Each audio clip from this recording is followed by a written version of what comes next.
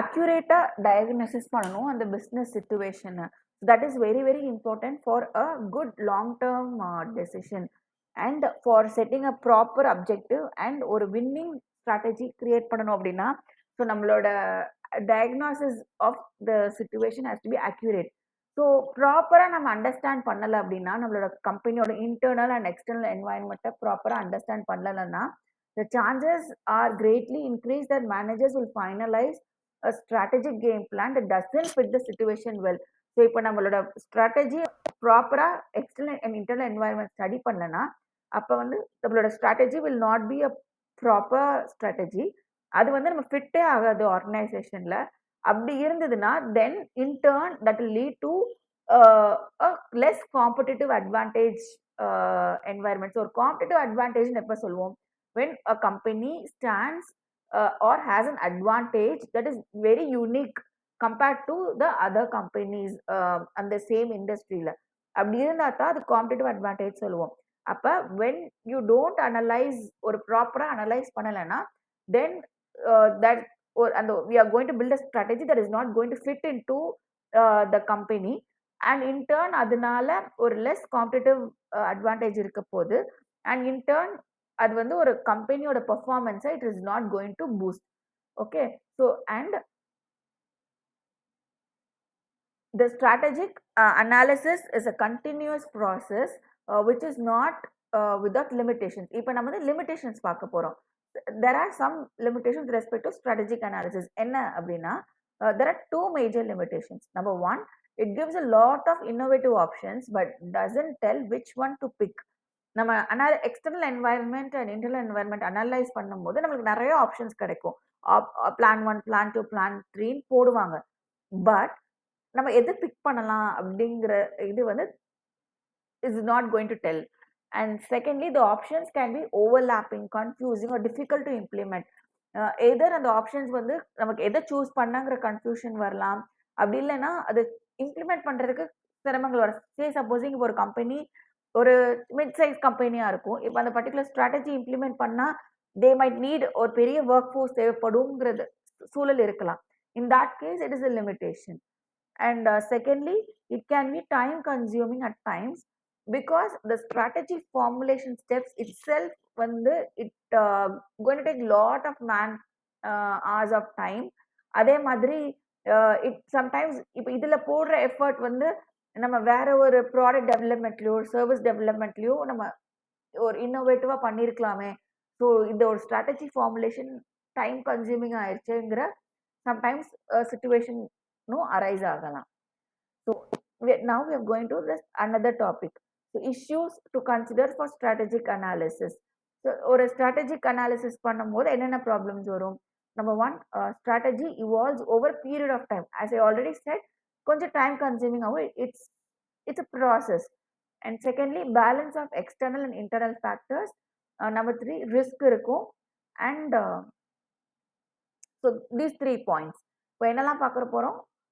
Strategy evolves over a period of time, a balance of external and internal factors, and number 3 is risk. So over topic பார்க்கலாம். So strategy evolves over a period of time. ஒவ்வொரு strategy decision வந்து it has to have a balance the different factors that impact and constrain strategy. இப்போ நம்ம ஒரு decision எடுக்கிறதுக்கு முந்தி அந்த strategy ஒரு கம்பெனியை எப்படி இம்பாக்ட் பண்ணும், எப்படி கன்ஸ்ட்ரெயின் பண்ணும் அப்படிங்கிறத நம்ம இவாலுவேட் பண்ணும். இம்பாக்ட்னா என்னது? அது எப்படி அஃபெக்ட் ஆக போகுது, நம்ம எடுக்கிற போகிற ஸ்ட்ராட்டஜியால என்ன மாதிரி அஃபெக்ட் ஆக போகுதுங்கிறது இம்பாக்ட். கன்ஸ்ட்ரெயின்ங்கிறது லிமிடேஷன்ஸ், அந்த ஸ்ட்ராட்டஜியால என்ன லிமிடேஷன்ஸ் வரப்போகுது அப்படின்னு. So a key element of strategic analysis is the probable outcomes of everyday decisions. A current strategy is the result of several little choices taken over a protracted period of time. So இப்போ கரண்டாக இப்போ ஒரு company ஒரு strategy போயிட்டு இருக்கு அப்படின்னா அது எதோட result? Over period of time அவங்க சின்ன சின்ன ஸ்டெப்ஸ் எடுத்து சின்ன சின்ன டெசிஷன்ஸ் எடுத்துருப்பாங்க. ஸோ அதோட எஃபெக்ட் தான் இப்போ இருக்கிற strategy. So management radically changes strategy when they try to speed up the organizational growth. So அப்போ எப்போ வந்து மேனேஜ்மெண்ட் வந்து ஸ்ட்ராட்டஜி சேஞ்சஸ் இம்ப்ளிமெண்ட் பண்ணுவாங்க அப்படின்னா when they want to have ஒரு ஆர்கனைசேஷனல் growth வேணும், next level நம்ம organization move forward பண்ணணும் அப்படின்னா then they go for a strategy change. அதே மாதிரி strategy is influenced by experience, but it has to be updated when the results become clear. It therefore evolves with time. See, strategy வந்து எப்படின்னா நம்ம ஒரு for example ஒரு strategy implement பண்றோம் அப்படின்னா over a period of time it evolves ன்னு எதனால சொல்றாங்கன்னா சம்டைம்ஸ் ஒரு எக்ஸ்டர்னல் ஃபேக்டரால அந்த சூழல்ல நம்ம ஒரு ஸ்ட்ராட்டஜி மாற்ற வேண்டியதா இருக்கலாம். சே சப்போசிங் ஒரு லீகலா சில legislations government legislations or any GST சம்பந்தமா some changes in government is implementing all of a sudden, அப்போ நம்ம ஸ்ட்ராட்டஜி அதுக்கேற்றாப்புல மாற்றி தான் ஆகணும். ஸோ ஆல்ரெடி இப்போ ஒரு ஸ்ட்ராட்டஜி இம்ப்ளிமெண்ட் பண்ணியிருக்கோம் அப்படின்னா if some external factors it's going to affect us, அப்போ அந்த அதுக்கேற்ற மாதிரி ஆர் கோயிங் டு இவால்வ். அதனால தான் ஸ்ட்ராட்டஜி இவால்வ் வித் டைம் அப்படின்னு மென்ஷன் பண்ணியிருக்காங்க. And balance of external and internal factors.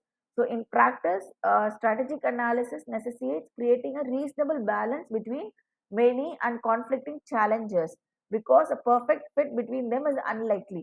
See, நம்ம வந்து சொல்றோம் we are going to consider both external and internal factors அப்படின்னா ஒரு perfect fit எப்பவுமே இருக்காது. So அப்போ management they have to consider opportunities, influences, constraints while taking a strategic decision. நம்ம ஏற்கனவே பார்த்தது தான். ஒரு டெசிஷன் எடுக்கிறதுக்கு முன்னாடி அதோட ஆப்பர்ச்சுனிட்டிஸ் என்ன, அதால என்னென்ன இன்ஃப்ளூயன்ஸ் ஆகும், என்னென்ன லிமிடேஷன்ஸ் இருக்கும், இது எல்லாமே they have to consider. So there are factors driving a decision such as creating a new market. சில டெசிஷன்ஸ் வந்து ஒரு புது மார்க்கெட் ஓப்பன் அப் பண்ணும்.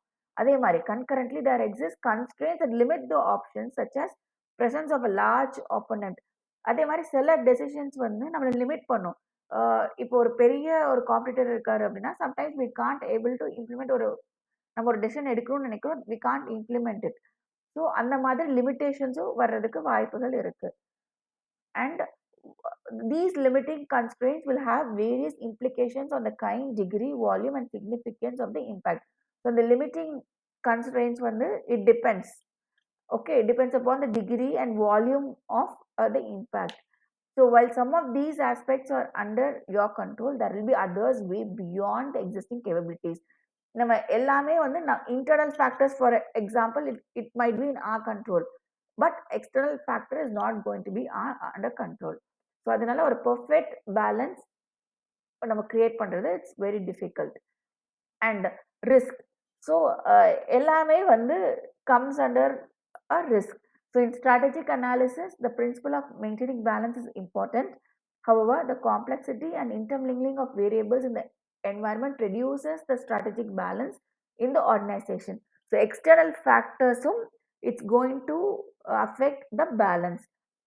எதெல்லாம் இருக்கலாம் அப்படின்னா ஒரு காம்படிட்டிவான மார்க்கெட் இருக்கு, இல்லாட்டி ஒரு லிபரலைசேஷன் இருக்கு, globalisation, booms, recessions, technological advancements.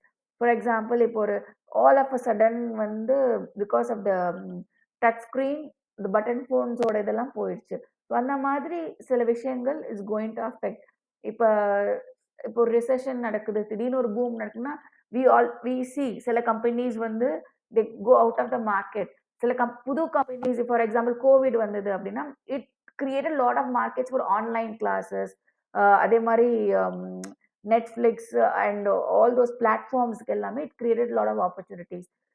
இந்த மாதிரி சூழல்கள் வந்து it might create lot of risk. அதே மாதிரி inter country relationship business affect பண்ணும். ஃபார் எக்ஸாம்பிள் இப்போ நம்மளோட நெய்பரிங் கண்ட்ரிஸ் இப்போ இன்கேஸ் இப்போ 2 நெய்பரிங் கண்ட்ரிஸ்குள்ள வார் இருக்கா, that's going to affect the business environment. இந்த மாதிரி நிறைய ரிஸ்க் வந்து இருக்கு. So an important aspect of strategic analysis is to identify potential imbalances or risk and assess the consequences. So ஒரு ஸ்ட்ராட்டஜிக் அனாலிசிஸ் ஓட முக்கியமான ஆஸ்பெக்ட் என்ன, இந்த மாதிரி இம்பேலன்சஸ் என்ன, ரிஸ்க் என்ன, அதெல்லாம் ஐடென்டிஃபை பண்ணி அதோட கான்சிக்வன்சஸ் என்ன அதெல்லாம் நம்ம தெரிஞ்சுக்கணும். ஸோ இப்போ இந்த ரிஸ்க் வந்து நம்ம எப்படி கிளாஸிஃபை பண்ணலாம் அப்படின்னா strategic risk can be classified under strategy. 2 ஆக்சிஸில் நம்ம எடுக்கிறோம்.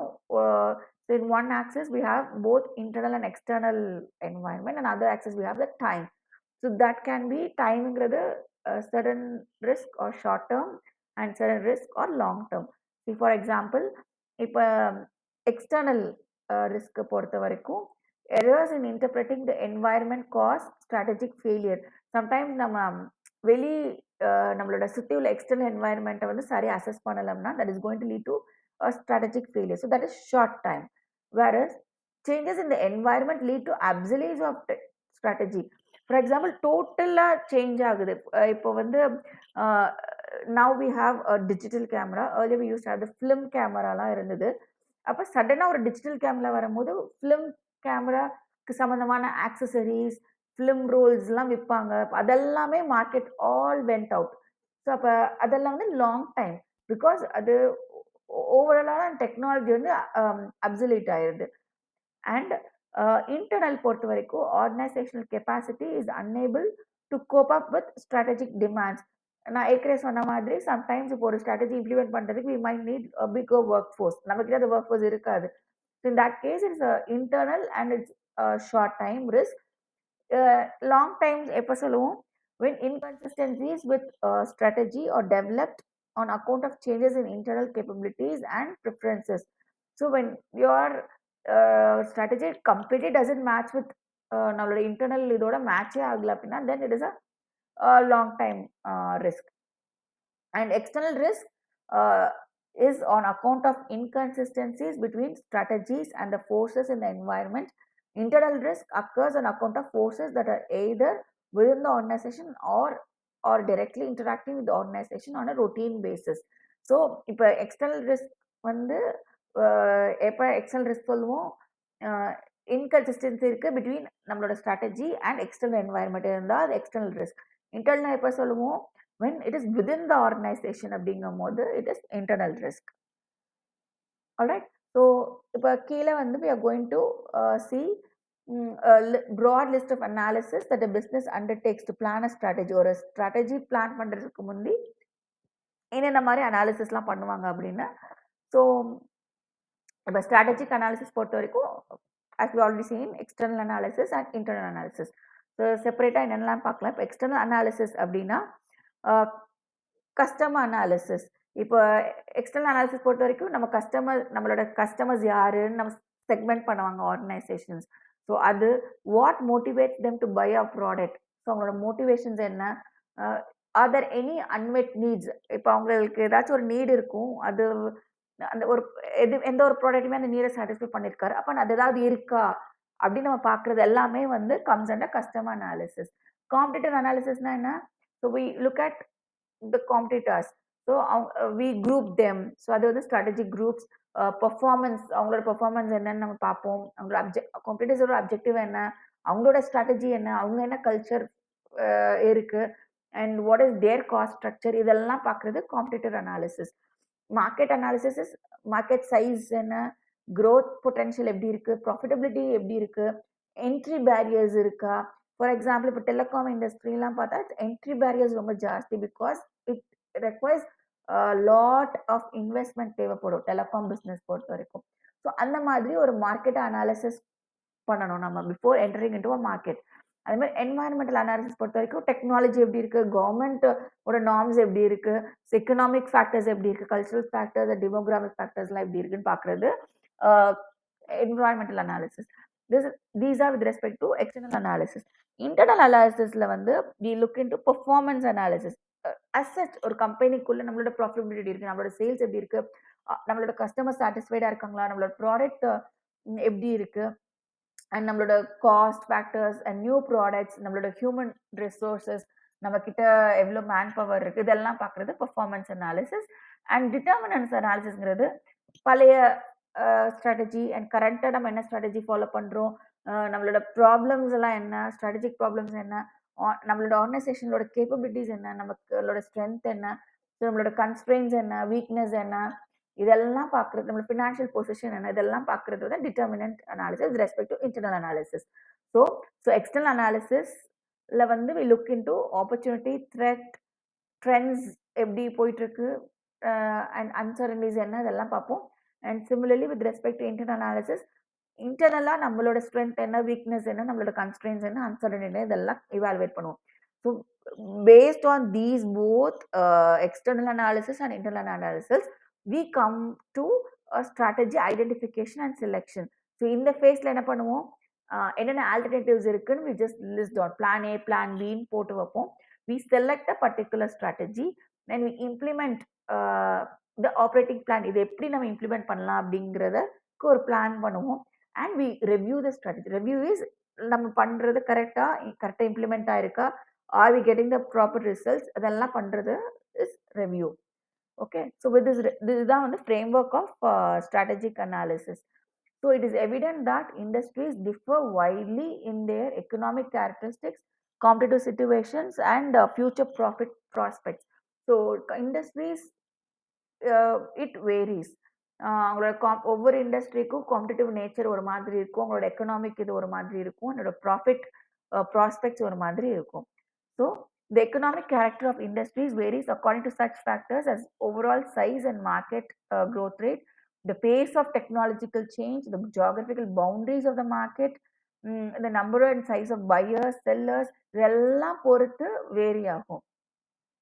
And the extent to which costs are affected by economies of scale and the types of distribution channels used to access buyers, marketing opportunities, disposable income of prospective buyers. So disposable income after paying all the taxes, what is the amount left out to a person to spend, அதுதான் disposable income. So இதெல்லாம் பொறுத்து தான் economic factors எல்லாம் இருக்கும்.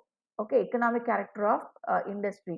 அதே மாதிரி competitive forces can be, இப்போ சில இண்டஸ்ட்ரி பொறுத்த வரைக்கும் காம்படிட்டிவ் ஃபோர்ஸ் மாடரேட்டாக இருக்கும், சில இதில் ஃபியர்ஸாக இருக்கும், அண்ட் ஈவன் சில கட் த்ரோட்டாக இருக்கும். இப்போ மூணுக்கு என்ன டிஃப்ரென்ஸ்? இப்போ மாடரேட்டுங்கிறது ஓகே கைண்ட், அண்ட் ஃபியர்ஸுங்கிறது ரொம்ப high competition. Cut throat competition அப்படின்னு எப்போ சொல்லுவோம் அப்படின்னா, when rivals they are so ferocious that they sometimes even go for unfair means மூலமா கூட போய் நம்ம தான் வின் பண்ணணும் அப்படிங்கிற, லீடிங்கா இருக்கணும் அப்படிங்கிறதுல sometimes they go in unfair ways. அதெல்லாம் we call it as cutthroat competition. So in some industries competition focuses on who has the best price. சில இண்டஸ்ட்ரீஸ் எப்படி இருக்கும், யார் கம்மியா கொடுக்குறாங்களோ அதை பொறுத்து காம்படிஷன் ஃபோர்ஸ் இருக்கும், ஃபோக்கஸ் இருக்கும். ஃபார் எக்ஸாம்பிள் இப்போ அமேசான், ஃப்ளிப்கார்ட் எடுத்தோம் அப்படின்னா வி லுக் அட் யார் பெஸ்ட் ப்ரைஸ் ஆஃபர் பண்ணுறாங்க, we purchase in that site. So அப்போ அங்கே காம்படிட்டிவ் ஃபோக்கஸ் ப்ரைஸில் இருக்கு. while in other competition is centered on quality and reliability. சில industries based on quality and reliability, for example PCs, laptops, or சில industries based on product features, for example mobile phones. So நம்ம mobile phone ஒரு புது feature வந்தா many people tend to change their mobile phone because of a particular feature. So அதெல்லாம் comes under mobile phones. Or quick service and convenience. Sometimes we sell a product, யார் நல்ல service, best service provide பண்ணுவா, even for cars எல்லாம் யார் நல்ல service provide பண்ணுவா, நிறைய service centres இருக்கா, அப்போ அந்த மாதிரி பார்த்தா பர்ச்சேஸ் பண்ணுவாங்க. ஸோ இதெல்லாம் comes under these competitive force, competition focuses. So அதே மாதிரி இன்னும் சில இண்டஸ்ட்ரீஸில் ஆர் சாரி பிராண்ட் ரெப்புடேஷன் பொறுத்தும் இருக்கு. as in laundry detergents and soft drinks or detergents, we go based on the brand.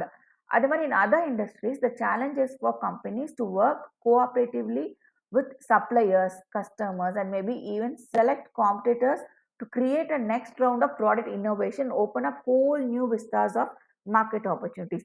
இன்னும் சில நேரங்கள் என்ன ஆகும்னா, sometimes a company has to work with ஒரு சப்ளையரோட கோஆர்டினேட் பண்ணி ஒர்க் பண்ற மாதிரி இருக்கும், கஸ்டமர்ஸோட கோஆர்டினேட் பண்ணி ஒர்க் பண்ற மாதிரி இருக்கும். Or sometimes have you ever seen ரெண்டு கம்பெனிஸ் ஒன்று சேர்ந்து they come create a new product. For example ஒரு ரெண்டு கார் பிராண்ட் ஒன்று சேர்ந்து they release a new brand, new model of cars. So இதெல்லாம் it's going to create a lot of market opportunities. So an industry's economic traits and competitive conditions and how they are expected to change determine whether its profit prospects are poor, average or excellent.